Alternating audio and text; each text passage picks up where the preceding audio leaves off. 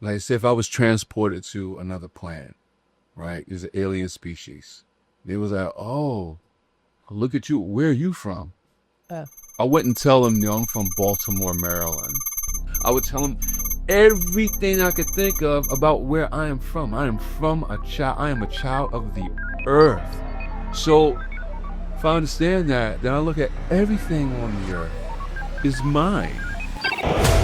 Is our universe real? It's just ideas. They're just ideas. Is now. You are tuned in to the Cosmidelic download. You are all, everything is divine. Yeah. There's no thing With your host, Poetry legend, philosopher. Mark Marcel. I look very different from the Wild Powers. You do. You do. I just noticed that. You've been burnified. I've been burnified. Burnified. Yeah. All right. Completely burnified. All right. You ready to do this? Yeah, go. We are plugged in to the Cosmidelic download, and it's always good to be back. It's always good to have guests that come back. You know, that's how. Let me be quiet because I don't want anybody else to feel another way. But anyway, I am so glad you're back, and you are back with a bunch of new fascinating stories. Yeah. My guest Natalie Lauraine from Ibiza, well, from England. Yeah, from England But originally, lives but in living in Ibiza. Ibiza. Yeah. Artist extraordinaire, medicine worker, I would say, healer, all exciting entrepreneur and just extravagant personality, alien in a human body, How you been? I've been good. Yeah, you've had a lot of good experiences. Yeah, I was just saying I look completely different from the last time I was here. I've been to too. Burning Man. Yeah, you've been burned. I've been burnified, yeah. I have a whole braid situation going on, which you helped me take his braids, which is Well, I just got, I can't say I actually helped, did it, but I've got these braids, and a whole new personality has come out since I have these braids. I feel like so many people were like, oh, you look like you're something out of the Matrix. I'm like, Yeah. I'll take that. It was quite a cool character to embody. But yeah, the hair, the experience, the journey, I'm just exploring America in this very, very brand new way. Right. And I'm having culture shocks Really? every 5 to 10 minutes. yeah, I but it's bet. great. It's brand new. It's what I wanted. Yeah, exactly. But the burn was, I just realized, so right now you've been in America for 3 weeks? I think less than that. About 3 weeks. about Obviously. 3 weeks, This yeah. was the first person And I most saw. of your time in America right now so far has been in Burning Man. Yeah. Yeah. Which is, it's America, but it's like not the regular America. It's like all of America in one place all at the same time. It was so on another planet, Yeah. somehow on this planet. adding in all of the drugs Yeah, and the Mad alcohol and the Max. music. It was Mad Max experience. Yeah, I yeah. loved it. So, wow, I don't know where to start for real, because, I went to Burning Man a few years ago. It was talk about me going this year. I'm definitely going to go next year and make it happen. Yeah, we're making it. But, there are certain adventures that I had in Burning Man that, I want to ask you about, how was your experience with that and this and that? How was it, you helped build though, right? Yeah. See, I didn't help build. So I went in the rush of traffic. How was it getting in? Was it packed getting in, or was it pretty? There was a wait. I think we waited for so we started our drive from Reno. There was a wait even when you were helping to build? Yeah. So we went to Reno first. I went straight from here to Reno. We did the whole kind of decompression to make sure we were, everything was ready before we went. That's what we were kind of there for to do. And then we realized that our camp leader hadn't really prepared the camp in the correct way. So from the moment I landed in Reno, we had problems. They say in Burning Man, but is this don't expect nothing to go right in Burning Man? It was something it was some rules in Burning Man. People say nothing is ever on time. Yeah. And It was the most upside down adventure. It was bonkers. We were expecting 70 people on a camp. We only had enough enough stuff for 40 people. We weren't given a project plan. We got there and we were like, okay, have you got the project plan? I'd put together a whole build team. So I'm bringing my build team from Europe and I'm like, well, let's do this. Right. There's no project plan. When's everything going to be ordered? When is it going to arrive? Don't know. You have to guess. Amazon don't tell me. So we're like, okay, so all of the stuff that we're meant to take for a 70-person camp, you don't know what's coming. You don't know what day it's coming. You don't know anything. Can you tell us what you've ordered? No, I haven't got that information. Right. So from the minute we got into Reno, nothing made sense. Right. And then my friend had a car, and then the owner of the festival, of the camp, was like, "Oh, can you borrow his car and can you go and do some journeys?" I did 8 trips to Walmart in 2 days, and I was getting shopping that was like $400, $500, $600 worth of stuff in every trip. So you can imagine, I spent the 2 days solidly doing supermarket sweep duties, ordering food, getting it, and like everything. I'm like having to go on ChatGPT saying everything's in kilograms and grams and having to work for that. right. I was already plugged into this supermarket adventure, and I was just like, this is insane. And then I go from from the house that we had in Reno to the chef's house. Right. So then I'm going to do more shopping for the chefs because the chefs don't have enough food, and then I'm going to do everything else. So I go from one experience of like the build team, they left the day before. Then I go to the chef's house in Reno. I'm still getting bikes from people, still ordering electric bikes. Everyone's forgotten like lights for this and lips for this. So I'm getting everybody else's stuff. And then we set off at 1:00 on the day. I think it was on the Friday. We didn't get until midnight on the Friday. So we had our journey down was like 2 hours, 2.5 hours. The rest of the time was waiting in the queue. And as soon as we hit the playa, the dust. Like I was just blown away by how much dust. There was no wind. There's just still dust. And I'm like, what is going on? But I had fun, and I was looking at the lineup, and I was walking out on the playa, just going, okay, this is where I've seen the pictures. This is it. So I see the pictures. Yeah. Just like, I can see where everyone's had their pictures taken, and it looks great, and I'm excited. I'm thinking this is going to be great. I'm stimulated. I'm a little bit concerned at the time because of the way the camp had been set up, but I'm thinking, I've got a solid build team. We bought them from Europe. I know them. We're going to do this. It's going to be great. And when we first got there, it was cool. We landed, we got in the tent, we did what we needed to do initially, and then it became really apparent and really clear that nothing was gonna work out because there was problems with the water, problems with the electric stuff, problems with where everything was going to go, the food, the packing, everything had a problem. And then it came very quickly that I was the point and the go-to for the team between the wow. So I became the person. First time there and had to wow. First time there. Yeah. And it was a really interesting experience. And then I'm meant to be meeting a guy there that I've been speaking to for 3 months. So I'm a little bit nervous about meeting him too, because we had this whole connection online. And he's like 50 yards away from where my camp is. So we're really close. Right. Short story, I don't really see him much at all. I see him on the first day. He ignores me for the entire time that we're there. We don't really have a connection. I'm a bit thinking like, this is weird. Like, we could at least go for a ride and like have a chat. That didn't happen at all. Completely different experience. Wow. But he's on my way to the toilet because we don't have toilets. Our toilets haven't arrived. Right. So we don't have toilets on our camp, which we were meant to have. So now I'm going to the toilets, the portaloos or whatever. Right. And I'm having to walk past his camp. Right. Every time I go to the toilet, I'm feeling triggered because I'm like, why am I being ignored? This is really bizarre. So I'm in this like nervous system, uncomfortable space. Then on our camp, it's just a shit show. And then all of a sudden, there's this like, I'm getting this message, like really internal message. You need to create a space. I'm thinking, not space. It's like, you need to create a space indoors. So I choose a tent and I get what we've got, which is all these pink fluffy rugs and white fluffy rugs and all this stuff. So I start making this like little den space in a tent.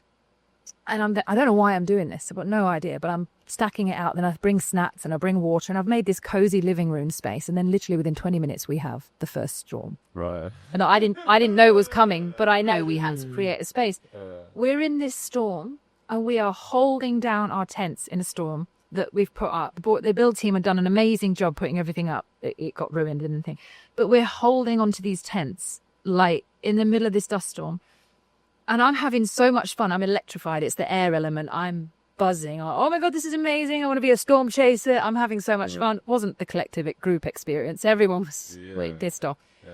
But I had so much fun. And then we put music on. So we're playing music in the storm, holding down these tents. We were holding down tents for almost 3 hours.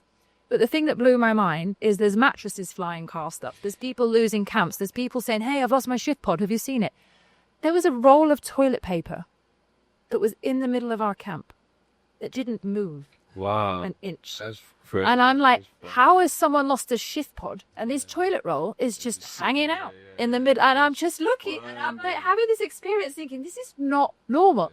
So then I'm like, has anybody else seen the toilet roll? And then everyone's like, oh my God. So we're all watching this toilet roll collectively. Being like, why is it not moving? So that was really bizarre. Yeah. And then our camp leader, she comes up to me, and we're all annoyed at her because obviously she hasn't organized anything, and we're trying our best to make the best of the situation before our guests arrive, because there's 70 people about to descend on the playa and we have space for 40, barely enough blankets. Wow. And there was a big problem. And she comes up to me and she was like, honey, can you tell me where the batteries are? And I'm like, batteries? Like, we're holding down a tent. Yeah. Well, why do you need batteries? And she's like, I want to put the fairy lights up. I'm thinking, are you for real? So literally, she goes to find batteries, and she's in the middle. There's 10 of us holding a tent down, fully forced body, like they're like holding it. She's in the middle of all of us, unwrapping the fairy lights, putting the batteries in, and having this weird experience in front of us. And I'm just like, okay, we cannot rely on this person. That was my final point, and this was before it even began. Oh, wow. Yeah. So I'm like, you're doing fairy lights in a dust storm, which is the most intense storm I've ever seen, and you're doing fairy lights? Like, we're out. Like, we can't rely on this chick at all. Yeah. And then we get in this little space that I've created, and everyone's like, oh, thanks for creating this little living room space. I was like, it's cool. But we were in there for hours, and then the following day we get another storm. Yeah, wow. And the following day we get another storm. Yeah. And people are now ascending onto the playa and then coming in. They've been waiting for hours, and they want water and they want food, and they realise they've got a tent that doesn't have a blow-up mattress, that doesn't have... Everything that they'd been promised was not there. And we had to handle those expectations. Yeah. You have to expect everything to go wrong or burn. No, for sure. I mean, wrong would have been great. Terrible was what we got. It would have been so good if things were just wrong. But they were astronomically out of proportion to what she'd sold. And she'd sold spaces for like 4.5 grand. She was incompetent. Yeah. Like, you keep burning, and when you go, you know you're gonna be challenged. You're gonna, it's a challenge. It's a challenge. But the fact that she promised a lot of things, and she doesn't have anything. Yeah, she had love. But she was incompetent in making those promises. You were in the same camp? Yeah, that's how we met. Yeah. So, just for context, everybody, I brought my friend Don Yoni, who's here. He was on our camp, and the whole experience was another level of disaster and unprepared for everything. So for us, it was, we bonded over that. Her lack in preparation was actually how everybody else. Someone's lacking preparation. For sure, that's how we bonded, and that's what happens. Yeah, we were like, are we in this shit? Did we manifest this together? Like, what? But it was what it was, and out of her incompetence came a lot of amazing things. But it really showed us. And then half of my build team left, literally. So You didn't even left. So they're all. Other camps. They went to other camps. So I'd prepared a build team, and we're there going, where we go, not without sound being, where we go, one we go, all, let's stick together. We're in this. We've done 2 storms. We're collectively in the mess. We're in another camp. Yeah. She threatens our team builder, like our builds guy. She threatens the police on him because he's not operating in the same way that she wants him to. With Threatening the police? Oh. Yeah. So it goes deep. I'm glad you said police. Yeah, go ahead. So it's so deep and goes down the rabbit hole, and he's like, nah, I'm out. So him and 4 others just leave. So I get back after this disaster. I've been out cycling around somewhere. I get back and they've gone. So I go into, so I'm already feeling fragile about the guy that's not speaking to me over the road because I don't really know what's gone on with you, dude. Right. So I'm feeling a bit sensitive, and I'm in this particular space, and I'm like, this is crazy. I'm having this whole experience. I'm feeling vulnerable. I'm feeling fragile.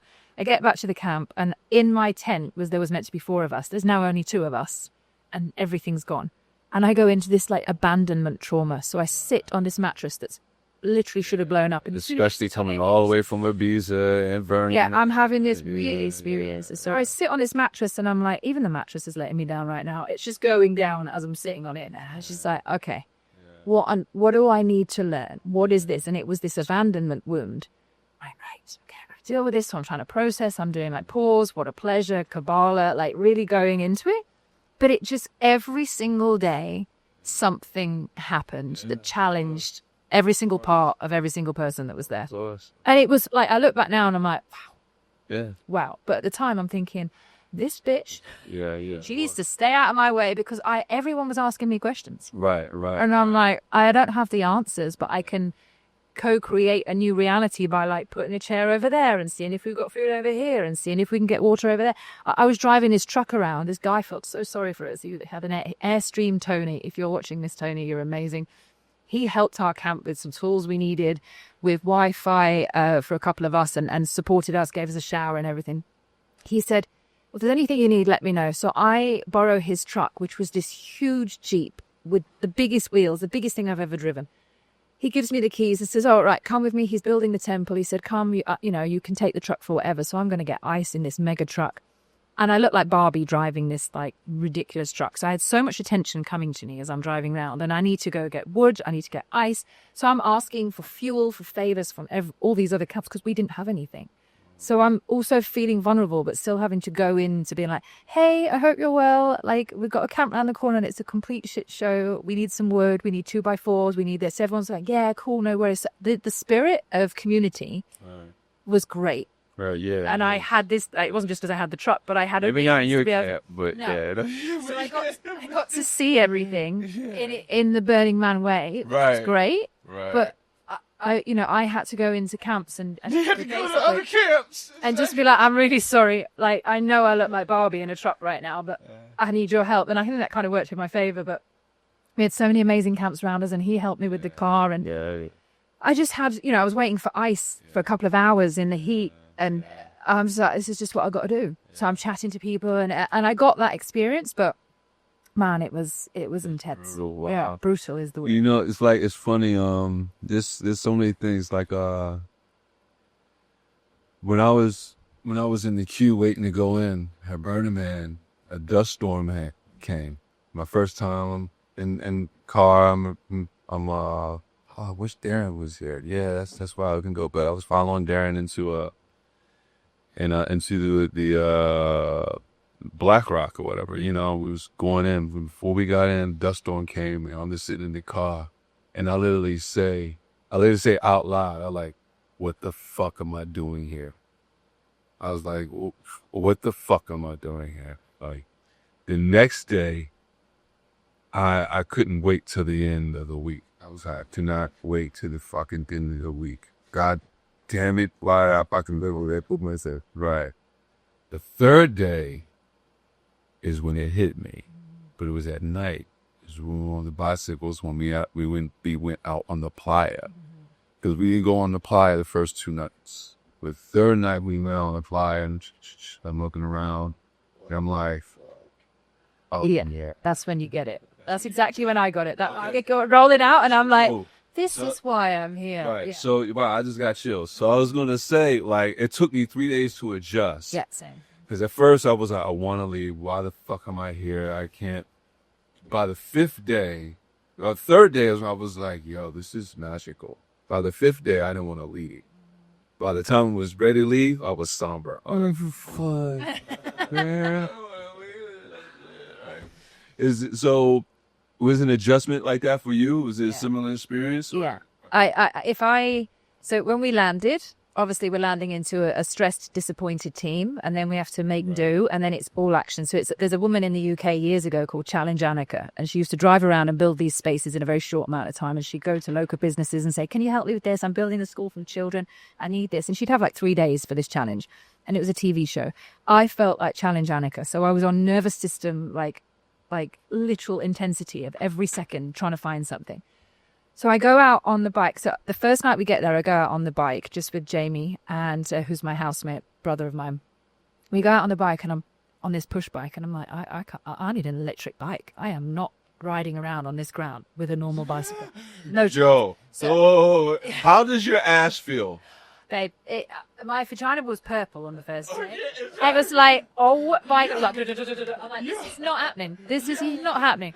No. And I said to a friend of mine, I'm like, I need to reorder a bike. So I'm calling the team that's still back in Reno, and I'm like, I'm transferring money right now. I need an e-bike. I don't care how much it costs. You bring me an e-bike. And they're like, okay, cool. So I exchanged my bike. This is no joke. After like the 3rd day, you're like, awful. yo, my ass. No. Awful. It was awful.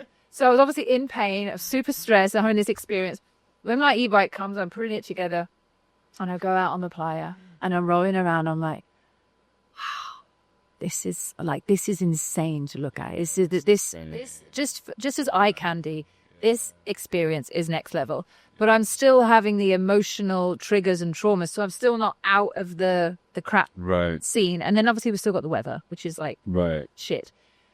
So when I get back to the camp with my e-bike, I'm like, okay, cool. And I'm going in, and I've been stimulated by the playa, so I've got a bit more excitement. I'm super happy, and I get straight back into camp, and it's when I met you guys. And John was like, we've paid for this. This is a situation. So I'm going straight back into customer service support role. And I'm like, okay, I'm trying to talk to the camp leader, who's called this camp Dream, by the way, but it's a nightmare. There's zero sleep. She was just selling This is either She was just selling the dream. she was selling the dream, but it was a nightmare. It was like a lucid dream that you don't want. It was bad. That is. But we're having. I love the play on words. No, you couldn't make it up. So I still, for like because I got there before everyone. So we got there on the Friday, the Saturday, the Sunday, the Monday was still having storms. It's wet, it's torrential, it's awful. I'm being triggered by loads of stuff. It wasn't really until the Tuesday, I think I met this guy, Mike, love you. He's amazing, like 6'8" guy. I'm in a bar around the corner. Obviously, I've been triggered by the guy that I'm meant to be meeting and I haven't been meeting. All I want is a cuddle from a guy. I just need a masculine. I need support. I'm feeling agitated. Everyone's moaning. I'm Mother Duck, and I don't want to be Mother Duck. I just want to be held. And this guy walks in, and he's like, you. And I'm just looking at him, thinking, he's tall, he's 6'8", and he's like, you, I want you. And he comes straight over, and he just gives me all the attention, gives me the masculine man that I need, and just holds me and hugs me, and I just drop. And I was like, oh, I'm not alone. Even though I've got my friends, I just didn't feel alone. So I enjoyed that experience. It was amazing. We bonded. It was great. And I needed that. So I got my little bit of masculinity. Like, okay, cool. I can continue. Day after, I think it's going to get much easier. And it doesn't, because now we're after the storm and we're seeing what she truly hasn't got prepared for. So we're struggling with water. She hasn't paid for the water. She hasn't paid for the electricity. So now we're getting the rangers coming over and the water company coming over. And who are they speaking to? Me. Wow. And I'm having to deal with her debt management. And I'm like, this is intense. So again, I go out on the playa. And I just went for a bike ride, and I found these swings, these massive swings. And I just like, this is where I'm going. I just sat on the swing, and I'm just swinging on this adult-sized swing. And I just start releasing and just crying. And I'm just like, and that was like day 5. Day 5. Yeah, and then we went out that night. How long were you there? How many days? I can't remember, because I was there before the build team. So like the full 7 days, 8, 9, 10 days. Yeah, okay. And it was at night when I went out. When people say you need to put lights on your bike, not just so people can see you, but so you can find it afterwards. Yeah. I've never seen so many bikes in my entire life. Everything looks like incredible. I know. And now I'm looking at, like, my biggest problem is finding my bike. Wow. Wait, you didn't put lights on it? I did, but like I forgot what my bike looked like. You will do that. Yeah, you will do that. My God. And I wasn't high. I was literally so. Oh yeah, you will. And the bike will be right by you. And you'll be going all up. Yeah, for real. So there were so many experiences, but I think one night I went out for a ride on my own, and I said, what am I meant to do? Ask yourself, what am I meant to do? I was like, put the bike down. I was like, this is my bike, up and the bike down. I was like, put the bike down and go for a walk. And I was like, okay. So I lock up my bike. Every 2 minutes you unlock your bike. It's so annoying. Lock up my bike and I go for a walk. I'm like, where am I going? Pyramid. It's like, I'm going to the pyramid.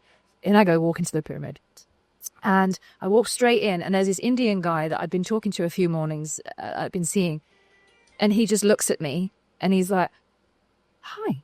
And I'm like, hi. I went, I'm on my own. He went, I'm on my own. And we just bonded and had one of the best nights. We ended up on the balloon. Like my friend from Ibiza had a hot air balloon in the mornings. He was sending up. So we ended up on a hot air balloon. Oh, wow. We danced all night. We had this most incredible time. That was my first playa night, where I was like, I had this amazing experience. Right. And we went into this space, called, it was like this big cube, and it was like all the lights, and you could lay down and just look up at the lights and see this formation of lights. It was just unbelievable. And everyone was laid quietly looking at the lights, listening to a little bit of music. And as we're laid there, this guy was like, hi, what's your name? And I'm like, oh, it's Natalie, but I can't see him because we're laid flat. So he's over here, the Indian guy's next to me, and there's 4 other people, like loads of people around my head, but we're all talking, having a conversation without looking at anyone. So it was really bizarre. His name's Jason, which is the guy I said to you before. And he was such a sweetheart. And I'm having this conversation with just a voice. I can't see his face. I can't turn around. I can't look who he is. I can't see. I can just hear his words. So we had this beautiful, bonding, intimate conversation. And he was telling me that this is his first burn. And he's gone through this massive kind of spiritual experience. And he was married to this MAGA supporter. And I was so interested because I'm laid there, I can't see anyone. And as soon as he said, oh yeah, she's a MAGA supporter, collectively around me, I heard loads of other voices going, oh yeah, I know what that's like. Like, and there was a real embodiment of everyone not liking this situation. And I'm just like, interesting. And so I was listening to him about his pains and his, his frustrations. And then when we actually sat up finally after like 2 hours, we sat up and I got to see what this guy looked like. And I was like, hello, and talking to him. And we went on a walk. And we went on a walk on the playa. And I've got videos of him. He was having this spiritual moment. He's a massive atheist. And he's like literally asking himself, like, why am I an atheist? Like, why am I having this experience? Because he's the spiritual essence of that night and his experience was so powerful. He's like, there must be something bigger, like atheist, is that the right thing for me anymore? So he's questioning his whole identity around the politics and the religion and having this amazing transformational experience. And then I started talking to him. He started telling me about his wife. And basically, she's gone on a spiritual path, but she's also gone on a MAGA path. She's open-minded in many ways. And he was very atheist and not on that journey and very judgmental. And I said to him, I was like, you're going on a spiritual experience. Like, you're going to be more aligned with your wife than you've ever been in a very few short months than you have been before, because she's already a step ahead of you going on this journey. And she's happy to drop what she thought she knew and open up questions to the world and explore things where you're currently not happy to drop your identity. And that's going to limit you. And if you want to connect with her and you want to go deeper, just allow for her to have a difference of opinion. And I said, one of the biggest things that ever taught me was, I asked God through 2020 about Trump. And I think I might have mentioned it on the previous podcast. But I was like, God, what is this situation with Trump? Like, I've never met him, but what's going on? And I got this really clear message. Can you hate someone? Is it right for you to hate someone you've never met? That's someone's father, someone's friend, someone's granddad. That's someone's colleague. Like, he plays so many roles, but can you hate someone you've never met? And I thought to myself, that would be the stupidest idea in the world. I've never met this dude, so why can I hate? I can't hate him. And it really stuck with me, regardless of what he does. I can't even say I don't like what certain people do, but I can't say I hate them because I haven't had the interpersonal experience of that person. Yo, someone said something to me recently. I wonder if it was you. No, it wasn't you. I saw this on a clip, and they said, if you have a story of me that someone told you and you haven't come to me to ask me about it, you don't care about my opinion. Yeah. You only care about what was already told to you, and for that to mean truth to you. Because if you're not asking me, hey, what's your viewpoint with this? Yeah.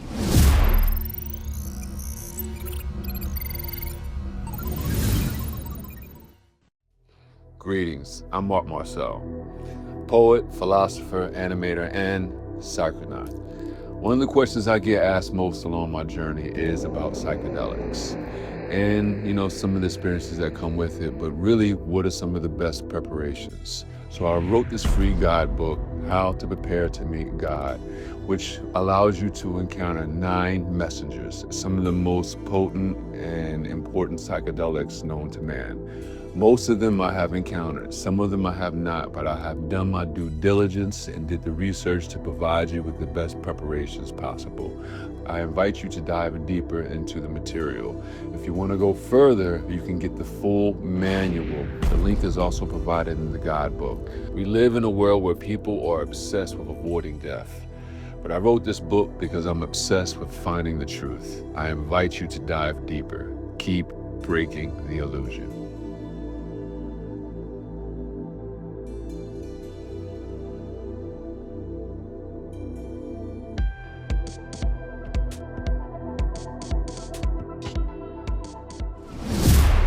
That is, and I experienced that. I experienced that. I have people who have opinions of me that haven't asked me about it, and it's funny, being that they don't care to ask me about it.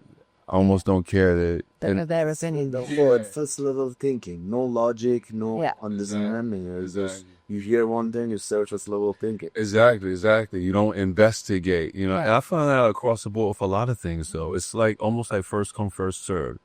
You know, if you first hear that the earth is round, then you don't want to study. When you hear that it's flat, Yeah. it makes you uncomfortable. Yeah. You know what I'm Which saying? is what we were saying before. Right, that's what we were saying before, right? And it's first level thinking instead of investigating. You're right. My answer around Trump, and some people have said, "Oh, what do you think of Trump?" And I'm like, I can't hate someone I've never met. And then they go, oh, because I know that they want me to agree with them in their collective hate for Trump, for Trump and someone that they've never met. But I can't do that. You know, it's interesting. I don't doubt that people say that about him. He's charming. They say that. They say he's charming. I don't doubt that he's charming. And when I say, you know, I've dated 2 Trump supporters. I would say, you know, that's why I know the drama that comes with it. Oh, my goodness. But, like, I don't judge people. Like I was saying earlier, I don't judge people for who they vote for. I judge people for how they treated people. Now, with Trump, I'm judging him for how I see him treat people. Yeah. So I'm judged. I don't know who Trump voted for. I'm pretty sure he voted for himself. I'm not judging him for him voting for himself. I'm judging him for how I see what he does, how he talks to people, how he interacts, how he puts down people, what he says. I'm judging Trump for how I see Trump act.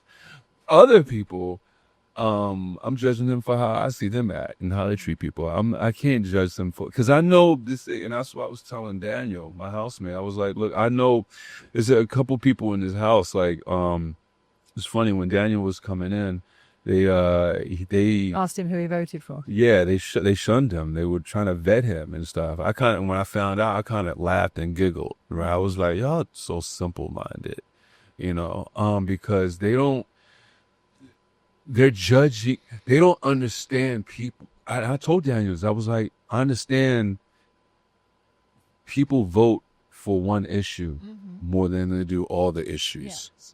You know what I'm saying? Like, someone's main issue may be abortion. Yeah. That is the thing that matters to them so much more. They could care less about immigration. Yeah. But they care about abortion. They're like, man, which candidate cares about abortion the most? Fuck, I don't like what they're saying about this and that, but I care about abortion, so I'm going to vote for this candidate. And the thing about the parties is that it's where's the party for someone who doesn't support abortion and doesn't support the death penalty. You know what I'm saying? It's like, it's usually the opposite. Like, Democrats support abortion, but they don't support the death penalty. Republicans don't support abortion, but they support the death penalty. And if you look at them, both of them are clear contradictions from their morals. Yeah. Here's something. Of course. The whole problem is not those states. The whole problem is that from the beginning, they put 2 different parties, right? Right. That even you look. It's blind loyalty. We can, and those 2 already as big part of the whole division. Right. This one comes support this one, this comes, and it always put more division into it. Right. Yeah. Of course. That's the problem. But 2 is not a magic number. This is the thing. So, like, a magical number is 3. So if you argue with someone, you've got your version of events and your version of events, and then what actually happened in the middle. And we don't have a third party choice in many ways. There might be a few little ones, but they're not strong enough to lead. And I think if you look at it politically, and I'm not from America, I'm not voting in the sense of, for me, the point of contention is that we don't have someone anywhere in the world. We don't have someone who has the level of emotional intelligence that's needed in order to be able to lead people into an emotionally intelligent environment where we need to go. That just doesn't exist. We have ego. It's our ego. We have political history to go off, and we have anger, and we have hope. But none of that is emotionally intelligent. We're not making decisions for the places we really need to go. Right. And until you have an emotionally intelligent leader that won't jump on Twitter to complain, like, I know that if I'm angry or I'm frustrated, I'm not going on social media to write myself a post and to put it out into the world. My opinion when I'm in anger is of no use to the world in any way, shape or form. Right. If I was to be a leader and then I was to use my social media as a platform for me to express my opinions that weren't of use to anyone, what's the point? And the way I see politics is, if we had a bunch of emotionally intelligent people that had worked on themselves consciously, that their priority was meditation, their priority was fairness, and their priority was respect and improving the loneliness epidemic that we have, then I'd be like, okay, we have hope. This is real hope. This is not just like I'm just choosing a different side and this is a new hope. This is real faith in something that can be something, you know, somewhere that we want to go. But that's not happening anywhere in the world. So for us to argue and fight about it is pointless. I think for us, that would have been RFK. Because he's a mystic man too, he's a medicine man too. He would have been somebody that he would actually put a lot of this into the communities, into the US. But we have to have, and I agree with what you're saying, and I like him as a character. But if you look at consciousness and you look at how the quantum world works, enough people have to agree on something to bring it about. Our level of consciousness on the planet right now is not enough to bring in an emotionally able leader. We're just not collectively there. And if we were, we would have that leader in place. And I don't know who that leader would be, but I would love to, you know, I'd love to meet them. And I'd also love to meet Trump. I would love, as an emotionally intelligent person, which I know I am and I've worked on for the last 15 years of my life. I'm not saying I need to be that person, but I'm saying as an emotionally intelligent person, I would love to sit down with a leader like Trump and understand where he comes from and what happens, just out of pure interest. And like, how do you get to your answer? Like, is it in a fair conversation? How do we get to what you're deciding upon? And is that I'm pretty sure most of his decisions are based off money, but go ahead. Totally. But also, like, if you're a money man and you can see a better way of something working that's more aligned financially, there's nothing wrong with that choice. No, right. But I think his stuff is for personal reasons instead of like. Totally. Also, collectively, it's not ideal, but to have someone who has a personal agenda is also not a bad thing. It's like there's nobody in the world is perfect. Nobody has just everyone's best interest. But it is if you're the president. Totally. But you want him to have, you need him to be engaged, to have a personal interest, because otherwise you get bored and you're not a very good leader. He needs some kind of personal justification for what he's doing. He also needs to be working with people that go beyond his own personal interests. So you need a team of people that are thinking collectively and a leader who thinks very personally, because that drive is what pushes the team. And together, I think, is a good unit. But we don't have that. We don't have that environment of people working, as far as I'm aware. I can't see emotionally intelligent people around him thinking for the greater good. Either I can't see that either. But I could be wrong. They could be there. I just haven't. They haven't maybe got the airtime. Perception. It's just our perception. But you do need, in order to be a leader, there needs to be a level of ego that if you're willing to stand there and step up. Like, he's a guy that goes outside and waves at the world, and everybody hates him. I'm like, that's ballsy. Like, I wouldn't want to stand outside my front door and wave at everyone and be like, hi, when I know collectively everyone hates me. That is a level of, like, ego, but also, like, that takes incredible strength to lead a country. It's like, I respect him for that. I don't respect all of his decisions. I can't say he makes the best decisions and his tweets are amazing. But in terms of the strength that he's got to lead, he's probably one of the better suited leaders if you're looking at that. But I don't necessarily think he's the... I mean, I don't know. I mean, just because you're in the position to lead don't mean you're doing a good job. Totally. But who else is leading? Everybody's. I don't think not one person would be perfect. No, not at all. We're just talking about levels to it. Yeah. If there was somebody else too, they would have had wrongdoings. But one before him, he fulfilled a lot of things too. But he had people that favored him. He had people who hated. Yeah. Exactly like him too. He has people that love him, and there are people that hate him. Right? I was his supporter. I'll tell you that. I liked some of the things that I saw because I was in a financial system. Right. So I understand money. Right. You know? Exactly. So from the things that he promised, that he wanted to do, that it would help the economy. Right? I thought that he's going to be collectively for the good of the people of here. Right. But yeah, after he came, he did some extreme things too that I was like, okay, I don't like that. Right. You know what I mean? Yeah. I admit. But like, in seeing that the economy part, that he's bringing money, he's bringing wood. He is. I don't know. I mean, see, I've been hearing two different things about it. Actually, the economy is not doing as good as people think that it's doing. Time. It is. It's broken over like a long period of time. It's not going to come back in a year or two. And you're right. But it's going to take time. You're right. It is going to take time. But I'm the jobs reports are down. Like, they thought they was expecting like 70,000 jobs in, I think, the last month or whatever. And they only got like, I don't know, like maybe 20,000 or something like that across. Like, that's a big drop. Yeah. But I mean, I mean, Look, it's like I said, I understand people vote for specific reasons, but I think the damage that we will see with Trump won't be seen For a while. for a while. And I say the big, in my opinion, because when I was in 7th grade, we were getting taught something. I forgot exactly what it was, but I thought it had no relevance to what we were. But I was like, and we called our teachers by first names because I'm dyslexic, so I went to a school that specialized in teaching dyslexia, and in that school they allowed us to call our teachers by first names to have more camaraderie, And so I was like, Roger, why we gotta learn this?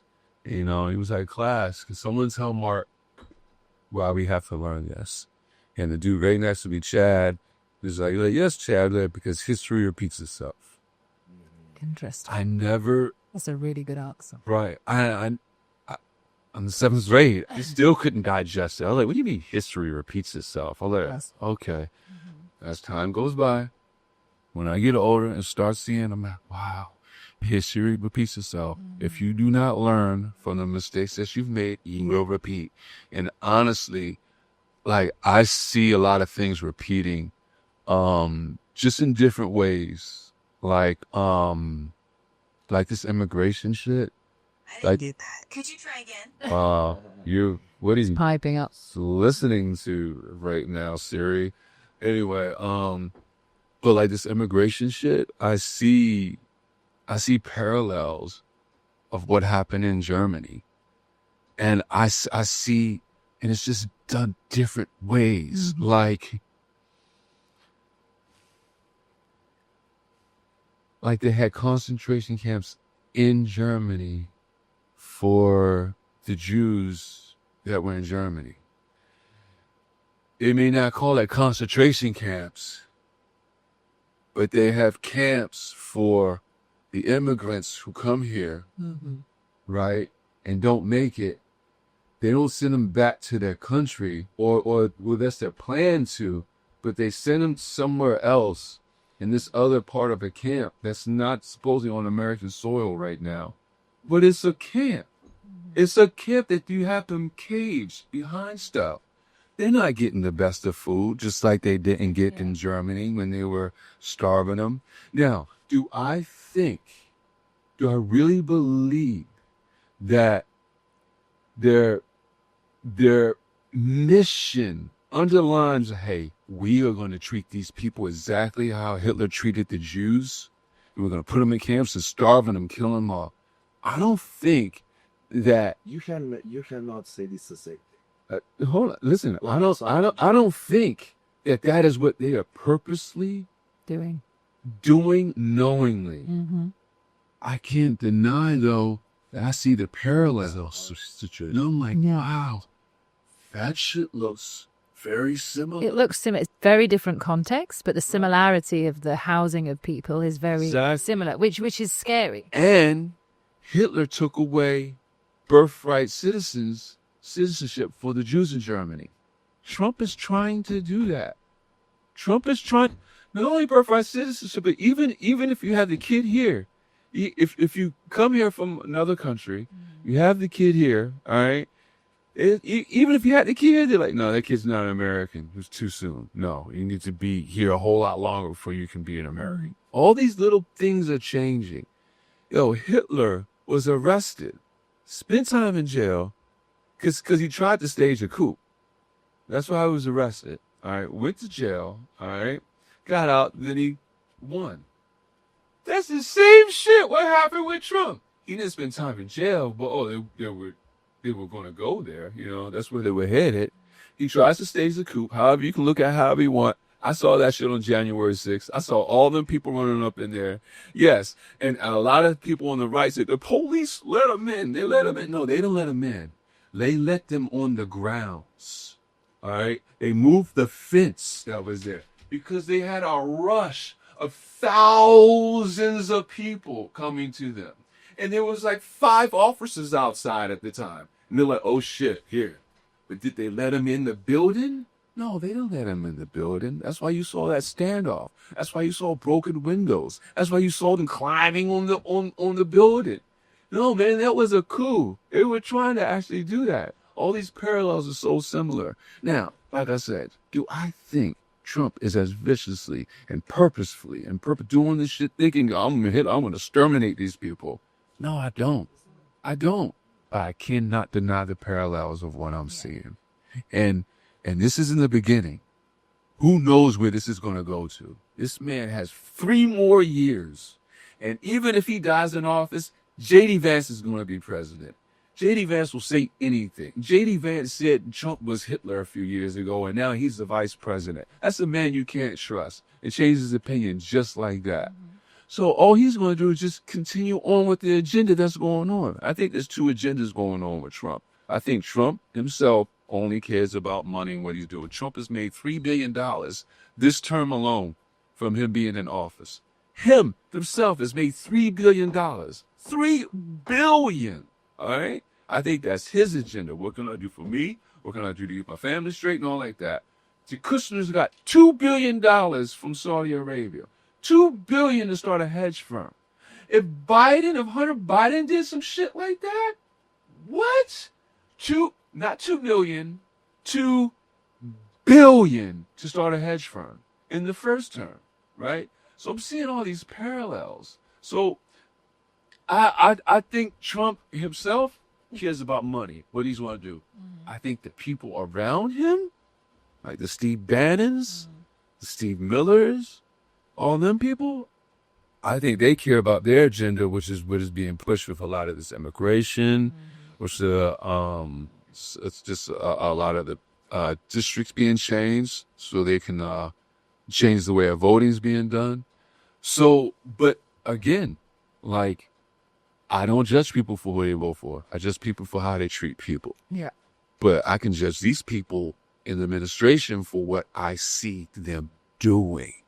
You know what I'm saying? So you don't judge the last ones that they let 10 million people in just like that, and between these tens of thousands of kids went missing. Where did they go? You know what I mean? You can always look at wrongdoings of one, and the last one you forget. So when you say last one, you mean the Biden administration? Absolutely. Okay. No, where those kids went. Like, they left the door wide open. Right. They let so many in. And look what happens in France. What happens in London. What happens in those European countries. Right. It's chaos. Right? And it would have happened to us. I'm saying this is how he doing this at some point is very, very harsh.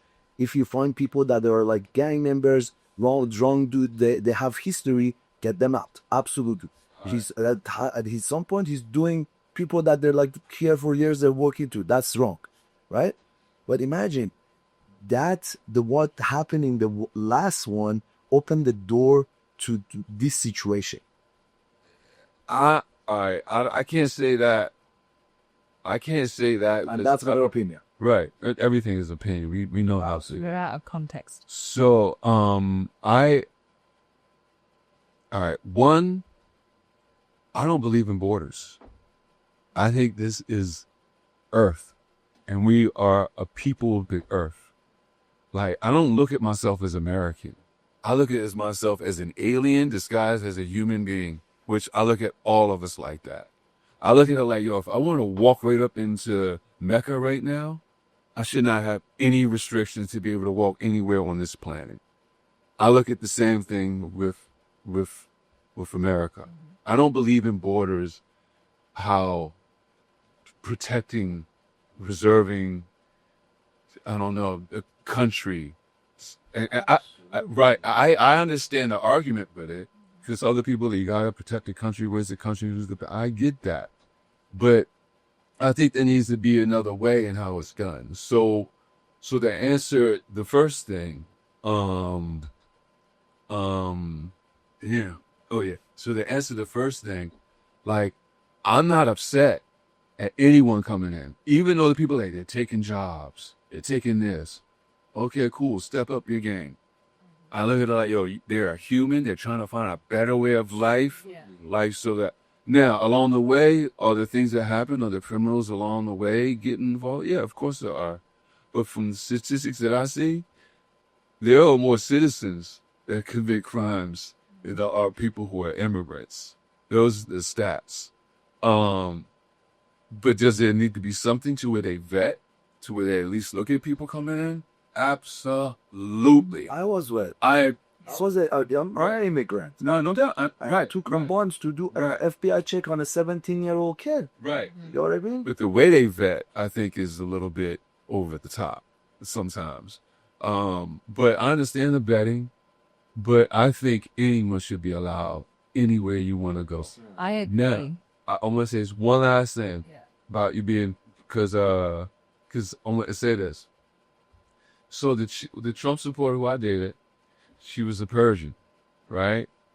And she was like, so one of the things that I saw going into it with Kamala, a lot of Middle Easterners didn't like Kamala because they believe that she's married to a Zionist, right? And they want to support, like, we believe we support Gaza and the Palestinians, right? A lot of Arabs, he got a lot of Arabs to vote for him because of that, right? I know you're not Arab. I'm just saying, I'm getting him, right? And I was telling him, I was like, y'all stupid. Like, he don't give a fuck about y'all. You'll see, right? After 3 months, like, my friend, like, she was like, yeah, you're right. All my friends feel stupid. I was like, yeah, I told you. Now, to get on Persian, I forgot her name. Was it Laura Loomer? All right. Just so you understand, the chick I was dating that was Persian, she actually tried to tell me, she was like, Mark, I'm white. I was like, you're not white. She's like, no, I'm white. I was like, you're not white. I was like, trust me. Like, you ask any white person in America, they will laugh at you. You are not white. So she asked a coworker. She was like, she went and told me. She was like, yeah, I asked my coworkers, like, Jeff, do you think I'm white? And he was like, no, you're not white. I was like, exactly. I was like, you're not. Like, I don't care how olive your skin looks when you're not tanning, you know, like, you are not considered Caucasian white. Trust me, right? Now, that ended. Months later, when the whole Iran thing came about with Iran and Israel and them, and I almost wanted to call her, I wanted to see, like, look how white you are, right? That's what I wanted to tell her, right? So check it. She was like, so when that shit happened, the whole Iran, when about like a couple months ago, okay? Bro, of course. Laura Loomer, I think that's her name, right? I think America has like 3 million Iranians in it, maybe Persians, something like. I'm not sure, but let's just say I could be wrong on the number, okay? Could be 3, could be 1, could be 5. Let's just say 3, right? There's 3 million. Let's just say there's 3 million total Iranians in America. When that shit happened, Laura Loomer, who was in Trump's cabinet, right, put out a tweet saying we need to do a lot of vetting. We have 3 million Iranian terrorists in the country. She said it collectively. She said 3 million Iranian terrorists in the country. Basically the whole fucking population. You know how bad I want to call that chick and be like, look how white you are. You know what I'm saying? Like, no, they don't look at you like you think they look at you. And the second something like this happens, oh, best believe they will put you in your place. You know? So that is, and I see that. I see a preservation beyond Trump and just money. I see a preservation of what his cabinet is doing with immigration, with how they treat foreigners. You know? They're letting in South Americans, right? Not black South Americans, Elon Musk South Americans, you know? Like, so it's like they're picking and choosing which immigrants they're allowing to preserve what this country looks like. When really, like, dude, this country really is a melting pot. The best thing about this country is that it is what it is. It's a melting pot, you know? But the old vanguards, you know, the forefathers, you know, that bloodstream, that bloodline is still thick in trying to preserve what they think America used to look like. You know what I'm saying? But America, everything is changing. And America ain't that right now. So they want to kind of change it back and keep that preservation. That's how I see it. The way I see it about borders, when you think about borders, for me, borders aren't the problem. It's the allocation of the resources that is the problem. So you can let in who you want, but what are you giving them in order to come over, and what position do they take above the people that are already here working in that environment? So if you allocate resources to someone that's just come over more than you look after your own, there's the problem. It's not the people coming in. It's not the border. It's the allocation of the resources that are systematically in every country, not ethically or morally fair in any way. So that's what causes the destabilization, and that's what we constantly hear the word borders, and the word borders is the wrong word. Right. Most people don't mind people coming in. It's what they get once they're in that's the problem. Right. And that, for me, is like the argument's not borders, it's allocation of resources and what hierarchy that person goes into. So if the way I look at it about race is the only difference between all humans is their genre of music. What makes you dance might not make me dance. Right. What makes us move is our music, collectively. It's not our skin tone. I don't know. It's not I still, place. when I don't mean to cut you off. Sorry for cutting you off. I only say I started tripping out when I see Asians countries loving hip hop music. But no, but some will, and if they like it, Huge, yeah. If they like it, they'll move to it. Right. But there's a difference. With most people, not everybody loves Bollywood. You know, not everyone loves Bhangra or whatever. The thing that differentiates most of us is the sound between us. Right. It's the way we speak, the way we have tones. It's our cultural differences based on how we treat people. And also, like, literally the sounds that we listen to. Some might like this music, some might not. But most people, they don't have a problem with blacks. They don't have a problem with whites. They don't have a problem with this. It's what the blacks get. It's what the Polish get. It's what the whites get. It's not about the person. It's what they receive. It's what they get. It's what privileges they had. It's not the skin color. And if they feel like that person's got this because they came in, they'll go for, like, we're being told a story that it's color. You were just saying you're creating a book and it's called Hue Man. Right.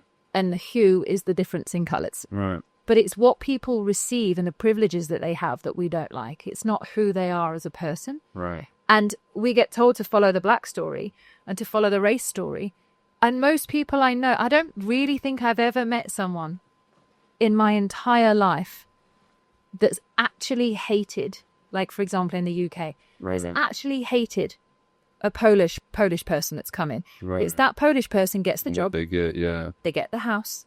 They get to keep the job because they're really good at it and they do it for a lot less. It's the position it gives them. It's not the person. Right. And this is the thing that's like the racism for me is like, you know, when it all happened through COVID and it was going on, I've got a lot of black friends. And what I didn't realize is I'd never asked myself how many multicultural friends I'd had. Never once thought about how many blacks, how many Indians I had. So I asked myself, I'm like, oh, how many of my friends are like from different nations and different places? And I'm like, all of them. Right. I was like, oh my God, they've all got some kind of history, and this one's a Jewish, and this, and I was like, wow, I didn't know it was that multicultural. But all of them had a very similar story that they were trying to do the best they can for the position that they're in. And that, for me, is the same with a lot of people, is as long as you're trying to do the best you can and you're being a nice person, everything else doesn't matter. Everything else is a story that we're being fed in order to make us tear each other apart. Right. Blue, white, black, red, whatever the color is, we're being told a very different story. But actually, collectively, we're all here, and the thing that separates us is some will dance to this, and so that's the only difference I really see in people, is the dancing, is the music, is the genre. And I take it back to sound, but that's what really sets the cultures apart, is the music. Right. And for me, I don't see any other way to heal us collectively than using music. Right. Which is the thing that actually unites us. So we need to try to get everybody to listen to everybody's music. Culturally, the more events we have, the more expansion that we have, the more opportunity we have to experience each other in different ways. When you move, your emotions move. When you dance, your emotions move. You can connect with someone without saying anything to them at all on a dance floor by just looking at them and vibing on the environment and the music. Yeah. That's powerful. Yeah. That doesn't happen anywhere else. It's literally the music that connects us. So for me, because we're made of sound and we all have a vibe, what vibe are you on? Right. You know, that's what's really important. What vibe are we on? Right. And how can we blend that experience? And I've had some amazing experiences living in Ibiza, and sometimes I want EDM Sometimes I just want hardcore drum and bass. Right. Sometimes I want jungle. It's not available on the island in the way that I want it. But I'll go out and I'll have my experience with EDM or with dance or acoustic or intimate sound spaces. But sometimes I just want to get down and drum and bass rave. But if I go to London, the drum and bass raves, they're filled 90% black people. Right. Drum and bass, hardcore drum and bass. Or when the vibe is so amazing. But I used to be scared of going into those places because I was white. Right. Yeah. Trust, and that's the same thing. What there are black people that are scared to go in. All Totally. Yeah. Totally. Like, we're so scared of each other. When I got these It's so these funny. braids done, I said to the woman, I'm like, so everyone's going, "Oh, you're going to get braids for Burning Man." I'm thinking, isn't it culturally inappropriate? And I'm in America, and the woman who's black, bless her, Mercedes, she was like, "Honey, I'm giving you permission. That's fine. You've got full permission for braids for Burning Man. You can rock them." And she's doing it. She said, "Actually, these are looking really good on you." And I'm like, "I actually quite like it." Yeah. But I wouldn't do this unless I had somewhere to go to and this Yeah, thing. And I'm yeah. thinking about keeping. But you know what? I think you should. I think it looks dope on you. So many people are But like, this "No, is the this thing. is you." But that is also the problem with us, because like I don't look at racial appropriation the same way that some black people do, like and maybe white people too. But like I think I am a child of the earth. Yeah. I think I told you this in the car. I was like, I'm a child of the earth. Like, yes, I have this black skin or whatever, but I'm a child of the earth. And if I met an alien, like say if I was transported to another planet, right? There's an alien species. They was like, "Oh, look at you. Where are you from?" I wouldn't tell them, "No, I'm from Baltimore, Maryland." It's all over. I would tell them, "I'm from Earth." And they'd be like, tell me about Earth. I wouldn't sit up there and just talk about civil rights and Martin Luther King. Well, I'm black. I'm born in Baltimore, Maryland. There's Martin Luther King. There's Malcolm X.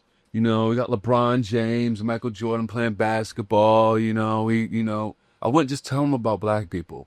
No, I would tell them about Sumar. I would tell them about Egypt. I would tell them about the possibility of Atlantis. I would tell them about America. I would tell them about Australia. I would tell them everything I could think of about where I am from. I am a child of the earth. So if I understand that, then I look at everything on the earth is mine. I'm a part of. So when I see your braids, it does nothing to me other than knowing that there's going to be some other people who's going to be a little like, "Oh, I don't know. I see black people doing it. What is that?" That's funny to me. Yeah. I look at you like you're a child of the earth. Do it. So what?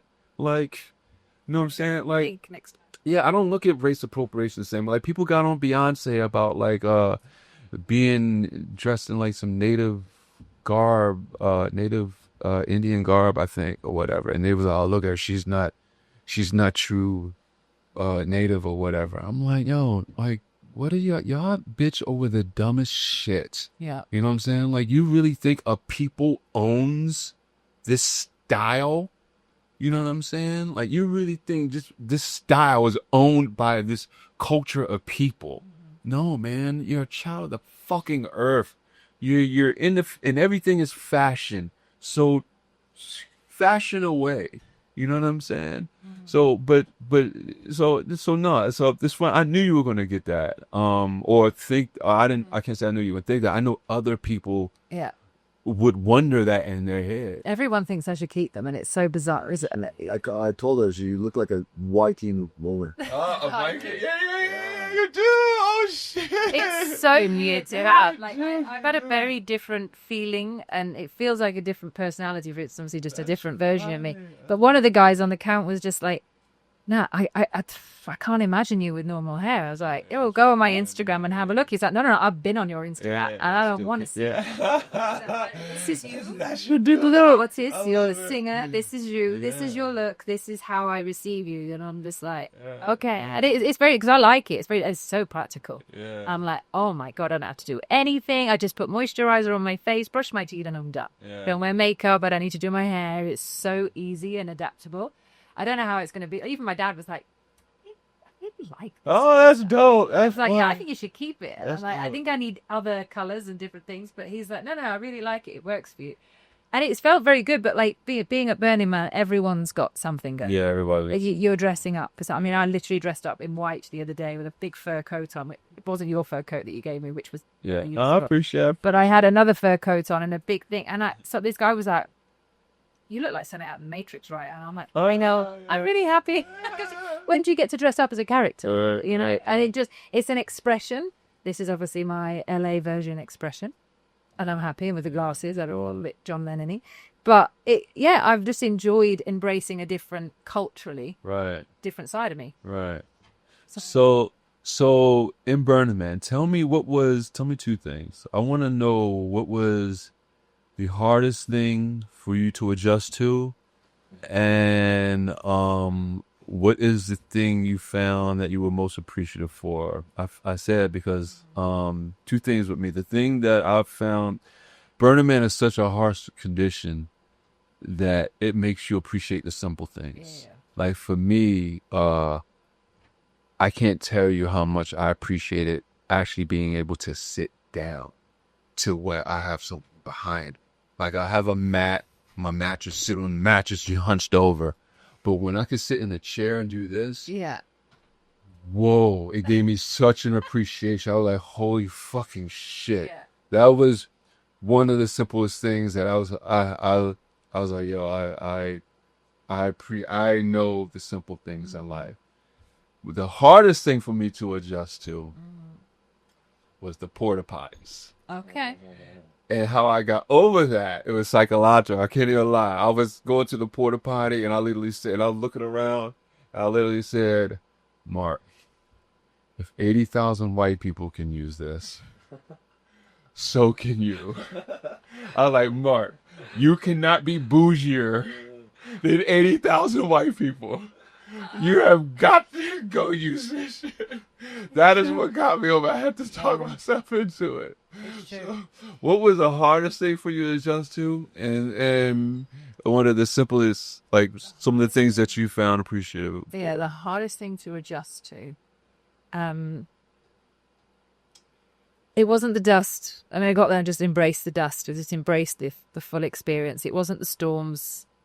The hardest thing to adjust to was, I think, the position that I held all the way through the week was everybody wanted me for something. Wow, yeah. Everyone. Yeah. Whether it was, oh, where's the toilet paper? Or where's the shampoo? Or where's the toilet? Or where's the thing? Or where's the food? Or what we're going to do about this? Or how we're going to do this? And we've come and there's no water and there's no electricity. Like the constant need for me. Right.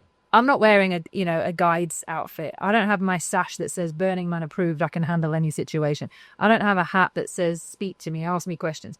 I'm just walking around trying to do me and having my nervous system triggered because of the situation. I was very triggered by the guy not speaking to me for the whole week. So I'm already feeling vulnerable because I've come into a situation that I can't make sense of. But in that vulnerability and in that space of me needing to find myself and to balance myself, everybody else needed me at the same time. Right. It was lead their energy. I obviously have really energy, and I understand that, but I kept saying, like, it was really difficult for me because I want to help someone. If I can, I will. Like it is just as a no-brainer for me. It's not because I'm getting something out of it. If I got the answer, I'll give it to you. Yeah. But I had some people coming to me, wanting the answer, and I have to say, I don't know. Right. Why don't you go and find out? And they're like, oh, okay, I guess I could. Or like, oh, do you know where that is? No. Right. Do you want to go look for it? Oh, okay, cool. And it was really hard for me to not play the role of provider and supporter and leader because I do know where the water is and I have seen the toilet roll and I know where the toilet is around the corner. But fend for yourself, take responsibility to wipe your own ass and figure it out. And for me not to provide the solution was really tricky because it's obvious to me. I'm a systems thinker. I don't miss nothing. Yeah. I get everyone. I read everything and it's like the Matrix in my mind. I get all the information from my collective environment, which is why I'm so overstimulated so much. The more I meditate, the more comes to me. So even that doesn't always calm me down. It just makes me more open. Yeah. So I've got the full reading of the entire operation. But I have to not step into leader. I have to step into myself. And I really, like, between both of those, it was really difficult for me to do that, to come back to myself and just to not answer and not answer. So I had a lot of answers with people. But to not give it to them and to pull myself away was the hardest thing, because it's obvious to me. Yeah. It's obvious to me what your next step is. Like, how do you not know? Yeah. But to just go, no, Yeah. try and find it for yourself. That was tricky, because I also want to help people. Yeah. That are as dead. That's actually one of the things that a really good leader does too. Yeah. Sometimes you Help people help yourselves. Yeah. The best thing I can do is keep my mouth shut right now. So that was a big thing for me, not playing the customer service role that much. And then what was the other question? What is something that you found most thankful for that was probably very simple? The swing. The swing. Wow, yeah. That's the simple thing. I literally rode my bike to that swing. I laid my bike down without locking it at that point. I just didn't lock it. I didn't want the fear of someone's going to nick this. It's just like, I'm not locking it. I can see it. I just got on the swing. Yeah. And I was just swinging. Yeah. The same I was doing this morning at your house outside. I'm just rocking on this chair. It's the simple swaying and just being okay. And there was one other time that really... there was 2 times actually I got looked after. One was the Indian guy that I met, who's an amazing guy, VJ. I obviously needed to sleep, and we'd been out all night, and we found this little Russian bar, and they had loads of pillows and cushions and stuff, and the DJ was the best DJ I heard all week, but I had no energy to dance. So everyone's in there on these like cuddle pouches listening to this DJ, and he should have got an audience. Everyone should have been dancing, but no one had the energy. But he was making this incredible music, and it was just so good. So we laid there, and I just wanted to sleep, and I just wanted to like snuggle up, but I wanted to listen to the music, but it was so loud. But this guy, VJ, just held me and just allowed me to sleep. And it was so beautiful. I was like, oh God, I'm in hell. And then there was another time when so I've not taken drugs since 2011, as you know. Wow. Properly taken drugs. I've had mushrooms and such. Did that string break? Yeah, there was an opportunity where someone was like, do you want some acid? And I'm like, yes, I do. And I was like, I'm going to take it. It did nothing for me whatsoever. Took this acid. The only thing that happened was the other guy, Mike, this 6'8" baller guy that I was like dancing with. I took this acid and I was giving him a hug, and he just hugged me, and I just fell into his arms, and I'm like, oh. And I just stood there, and he's just swaying, and I was stood there, and then music, Rufus de Sol, it was the morning, it was the sunrise. Such a powerful moment, and I was just being held, and I was sensitive. I wasn't high, I was just sensitive. That was all the acid did, was a sensitivity. And I was there, and I was like, oh my God. And anything I needed, he had. Like his friend had hot wipes, they had spray for the hands, they had chewing gum, they had, like, no matter what you needed in a rave, this girl had a backpack that seemed to supply everything you could possibly need. So I was getting all these things. What I actually needed the most wasn't a thing, it was a moment, just to be held. Yeah. And I was just like, to the point where I just like fell asleep for a minute and just on his chest stood up. And it was the moments where I could just not do anything. Yeah. And I wasn't needed by anyone. No one had any questions. It was just, I was being looked after. Wow. And I was like, it's allowing myself to fully surrender and be held. Right.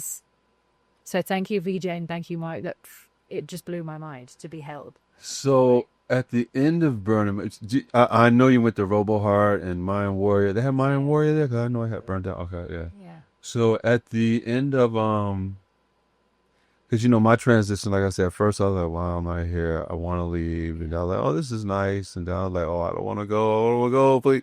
Did you come to that full circle by the end of Burning Man? Were you ready to go? I was ready to roll. I was so ready to roll.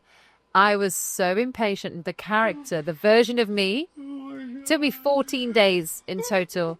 But the version of me, I planned an exit with the team to be out, because the team I was with, they were owed money by this leader, as am I. And I developed a plan for us to be able to leave and to get the money. And I was quite operational. I was like, right, this needs to happen and this needs to happen. Like, we need to get this money, because otherwise we're never going to get it. So I developed this plan for us to be able to do it. And we leave the camp and we go, and we've got the keys to this woman's truck. This is all of her important stuff in the truck. She needed 2 trucks, but we had the first truck with all of her stuff. So I said to the team, let's go to the car park. Let's not hand the keys over for the truck until she's paid everyone.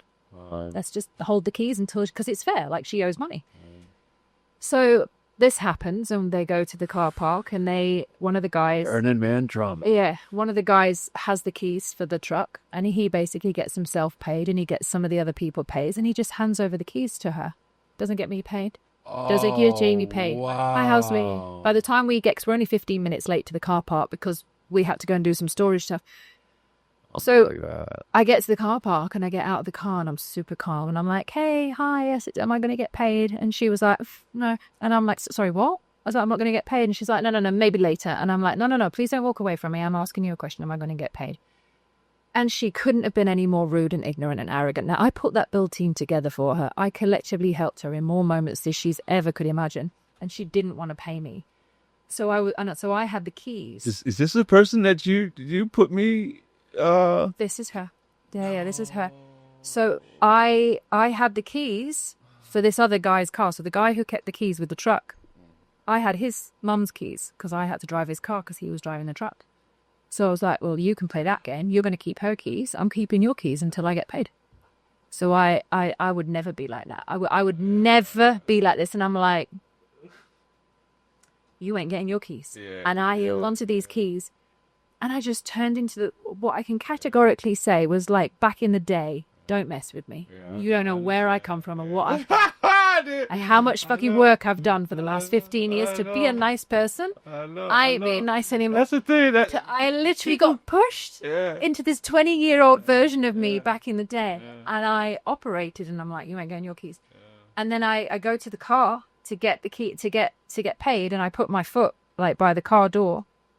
And this woman starts the engine and she's about to run over my foot.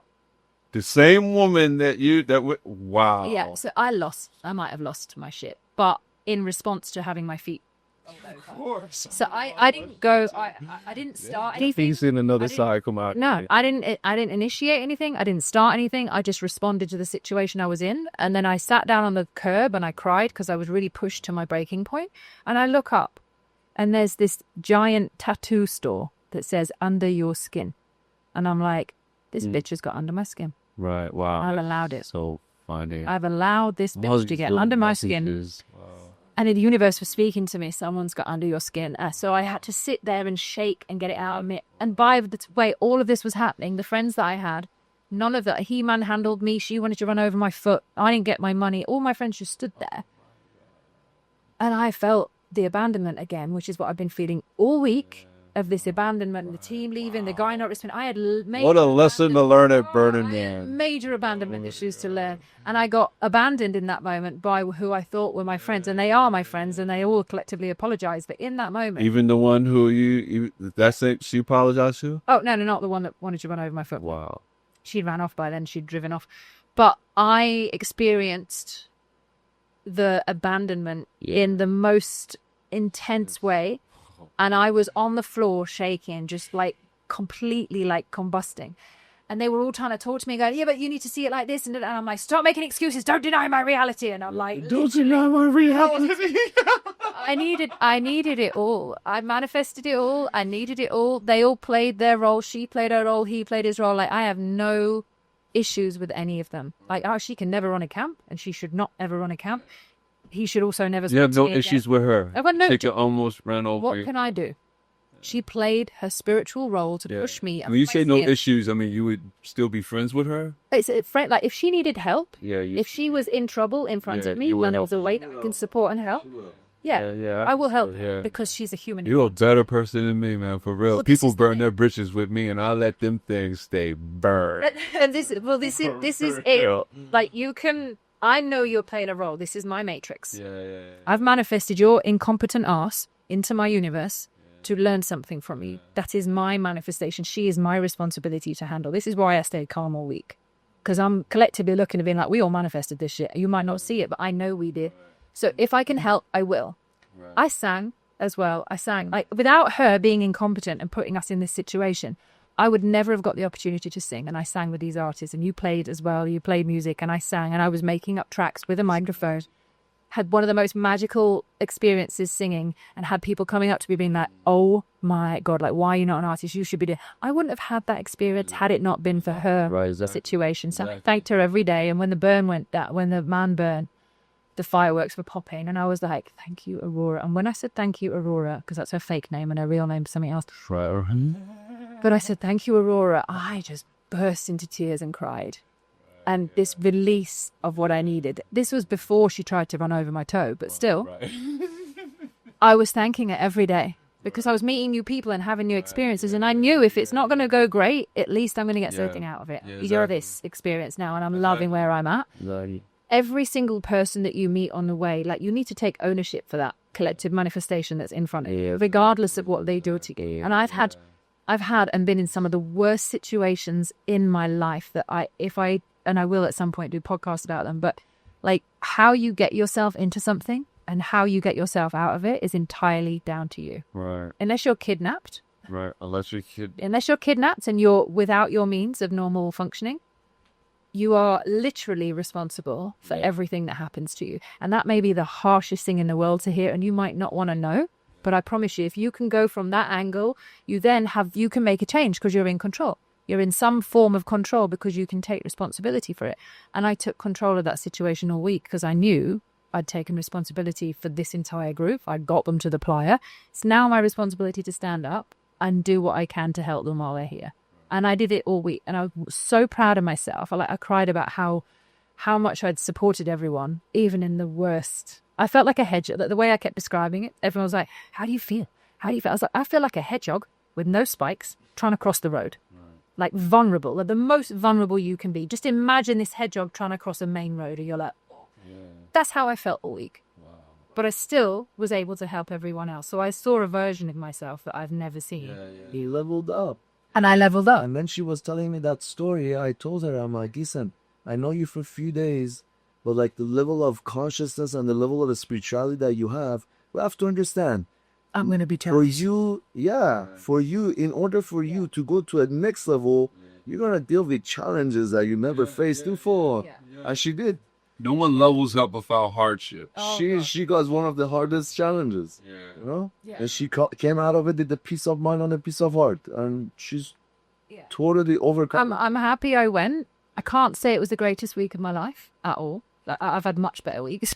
Do you think you will go again? 100%, and I'd run a camp, and I know exactly how I run. That's dope. That's good then. That's dope. Yeah, I know exactly how I want to run a camp. 100%. Yeah, that's good. And exactly what I want to do and who to do it with and where to go. All right. Because I don't see the... Oh, you run a camp. I'm there. Oh, yeah, for sure.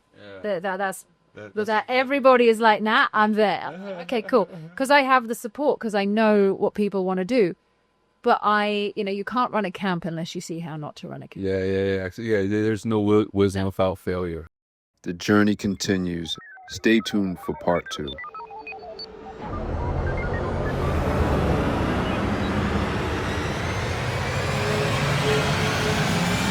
Cosmidelic download.